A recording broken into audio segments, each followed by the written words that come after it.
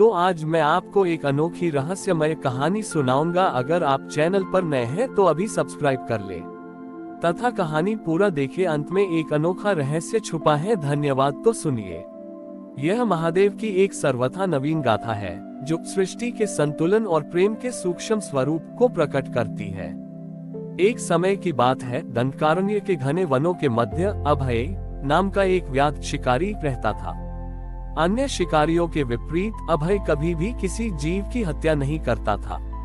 वह केवल वनों में गिरे हुए सूखे फलों और कंद मूल पर अपना जीवन व्यतीत करता था। उसका एक ही नियम था, वह प्रतिदिन मिट्टी से एक नन्हा सा पात्र बनाता हो समय वन की ओस की बूंदें इकट्ठा करता और एक पुराने सूखे ठूंठ पेड़ का कटा हुआ हिस्सा पर चढ़ा देता, जिसे वह अनजाने में ही महादेव का स्वरूप मानता था। उसी वन के पास एक समृद्ध आश्रम में महर्षि तपोनिधि रहते थे। वे अत्यंत विद्वान थे और कठोर तपस्या करते थे। उनका मानना था कि ईश्वर केवल उन्हीं को मिलते हैं जो कठिन संस्कृत मंत्रों और शुद्ध यज्ञों का संपादन करते हैं। एक सुबह जब महर्षि नदी किनारे तर्पण कर रहे थे, उन्होंने देखा कि अभय एक सूखे पेड़ के ठूंठ पर कुछ बूंदे डाल रहा है। महर्षि को हंसी आ गई। उन्होंने कहा, मूर्ख व्याध, यह क्या पागलपन है। पत्थरों और लकड़ियों पर पानी डालने से शिव नहीं मिलते। शिव को पाने के लिए वेदों का ज्ञान और पवित्रता चाहिए। तू तो वन का अज्ञानी प्राणी है। अभय ने सरलता से उत्तर दिया, ऋषिवर, मुझे मंत्र तो नहीं आते, पर मुझे लगता है कि यह सूखा वृक्ष भी प्यासा है। यदि इसमें महादेव हैं, तो शायद मेरी भेंट स्वीकार कर लें। उसी रात वन में भयानक आग लग गई। आश्रम के सभी शिष्य और महर्षि अपनी जान बचाकर भागने लगे। महर्षि ने अपने प्राणों की रक्षा के लिए महादेव को पुकारा, पर चारों ओर केवल धुआं और अग्नि थी। तभी उन्होंने देखा कि वही व्याध अभय आग की लपटों के बीच शांत खड़ा था।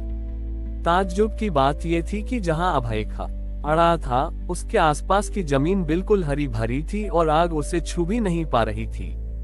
महर्षि भागकर अभय के पास पहुंचे। उन्होंने देखा कि जिस सूखे ठूंठ पर अभय रोज ओस की बूंदें चढ़ाता था, वह अब एक विशाल, शीतल और हरे भरे कल्प वृक्ष में बदल गया था। उस वृक्ष की शाखाएं साक्षात महादेव की भुजाओं की भांति फैली हुई थीं, जिन्होंने पूरे वन के जीवों को अपनी शरण में ले लिया था। अचानक उस वृक्ष के तने से साक्षात महादेव प्रकट हुए। उनके गले में नागराज थे, पर उनके हाथों में वही मिट्टी का छोटा सा पात्र था जो अभय ने बनाया था। महादेव ने कहा, ग्रेटर देन तपोनिधि, तुम मंत्रों के उच्चारण में इतने व्यस्त थे कि तुमने अपने भीतर की करुणा को सुखा दिया। जबकि अभय ने एक सूखे काष्ठ लकड़ी में भी मेरा स्वरूप देखा और उसे अपने प्रेम से सींचा। याद रखो, मैं केवल पवित्र यज्ञशालाओं में नहीं रहता, मैं उस हर शुष्क हृदय में वास करता हूँ जिसे प्रेम और सेवा की बूंदों से जीवित रखा जाता है। Greater than. महर्षि का अहंकार राख हो गया। उन्होंने देखा कि ज्ञान की भारी गठरी से अधिक मूल्यवान वह सरल भक्ति थी जो अभय के पास थी। महादेव ने उस अग्नि को शांत कर दिया और उस स्थान को ओसेश्वर महादेव का नाम दिया गया। उस दिन के बाद महर्षि तपोनिधि ने ग्रंथों के साथ साथ प्रकृति की सेवा को ही असली साधना मान लिया। अभय ने सिखाया कि महादेव को रिझाने के लिए ऊंचे पद या ज्ञान की आवश्यकता नहीं है, बस एक बूंद प्रेम और अटूट विश्वास ही पर्याप्त है। महर्षि तपोनिधि और अभय की इस भेंट ने वन का वातावरण ही बदल दिया था। लेकिन प्रकृति का नियम है कि जहां प्रकाश होता है, वहां छाया भी अपना स्थान खोजती है। अभय की इस अनूठी ओस साधना की चर्चा जब सुदूर राज्यों तक पहुंची, तो राजा बृहद्रथ के कानों में एक भ्रम पड़ गया। राजा को लगा कि वह मिट्टी का पात्र और वह कल्प वृक्ष कोई जादुई वस्तु है जिसे पाकर वह अमर हो सकता है। राजा अपनी विशाल सेना के साथ उस शांत वन में आ धमका। उसने देखा कि अभय एक साधारण सी झोपड़ी में बैठा मिट्टी के नए पात्र गढ़ रहा था। राजा ने दहाड़कर कहा, ऐ व्याध, सुना है तूने एक सूखे ठूंठ को हरा भरा कर दिया। मुझे वह शक्ति चाहिए। वह पात्र और वह स्थान मुझे सौंप दे, बदले में तू जितना चाहे स्वर्ण ले ले। अभय ने शांत भाव से उत्तर दिया, महाराज, यह कोई शक्ति नहीं, केवल समर्पण है। और महादेव बेचे नहीं जाते। राजा क्रोधित हो गया। उसने सैनिकों को आदेश दिया कि उस कल्पवृक्ष को जड़ से उखाड़ दिया जाए और उस स्थान पर राजा का विजय स्तंभ गाड़ा जाए। जैसे ही सैनिकों ने कुल्हाड़ियां उठाई, महर्षि तपोनिधि आगे आकर खड़े हो गए। उन्होंने कहा, ठहरिए राजन, ये वृक्ष महादेव की करुणा का प्रतीक है, इसे काटना स्वयं के विनाश को निमंत्रण देना है। पर राजा नहीं माना। उसने स्वयं अपनी तलवार से वृक्ष पर प्रहार किया। तलवार के स्पर्श होते ही वृक्ष से दूध जैसी सफेद धारा बहने लगी, जो धीरे धीरे पूरे क्षेत्र में फैल गई। राजा को लगा कि यह कोई बहुमूल्य तरल है, पर जैसे बड़ी ही उसने उसे छूने की कोशिश की, उसे अपनी आंखों के सामने समय का चक्र दिखाई देने लगा। उसे दिखा कि उसके पूर्वज मिट्टी में मिल चुके थे और उसका अपना विशाल साम्राज्य भी भविष्य की धूल में खो रहा था।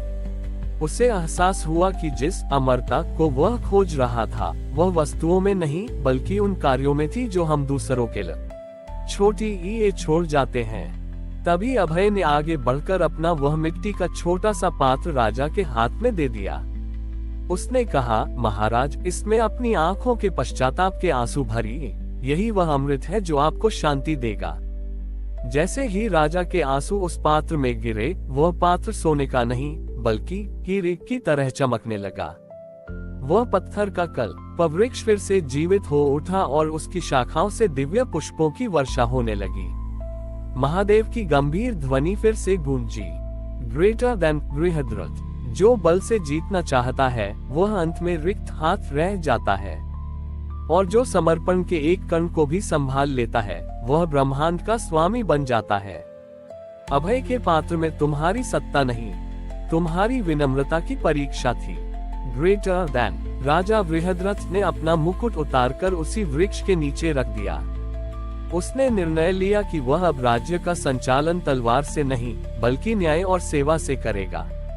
महर्षि तपोनिधि और अभय ने मिलकर वहां एक ऐसी ज्ञान वाटिका बनाई जहां राजा और रंग, पशु और पक्षी सभी एक ही पात्र से जल पीते थे। कहते हैं कि आज भी हिमालय की उन वादियों में सुबह की पहली ओस को महादेव का प्रसाद माना जाता है, जो हमें याद दिलाती है कि भक्ति का सबसे शुद्ध रूप वह है जो किसी को दिखाई न दे पर सबको शीतलता प्रदान करे।